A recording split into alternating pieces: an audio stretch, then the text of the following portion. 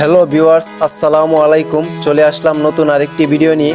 আজকে আপনাদেরকে দেখাবো ঢাকা গেট বা মীর জুমলা গেট বা রবনা গেট নামেও পরিচিত একটি স্মৃতিস্তম্ভ, যা ঢাকার প্রাচীনতম মুঘল স্থাপত্যগুলোর মধ্যে একটি অন্যতম অংশ।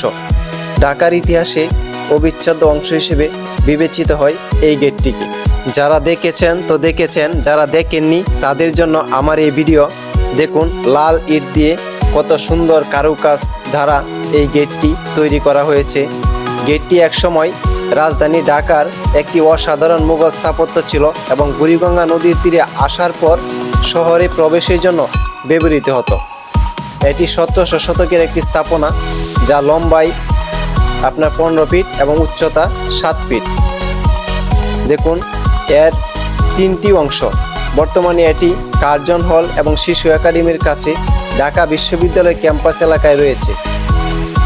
এখনও যারা আমাদের চ্যানেলটিকে সাবস্ক্রাইব করেননি, দ্রুত আমাদের চ্যানেলটিকে সাবস্ক্রাইব করুন এবং আমাদের চ্যানেলের সুন্দর সুন্দর ভিডিও পেতে আমাদেরকে সহযোগিতা করুন। ধন্যবাদ সবাইকে। আপনারা সবাই সুস্থ থাকুন, ভালো থাকুন। আল্লাহ হাফেজ।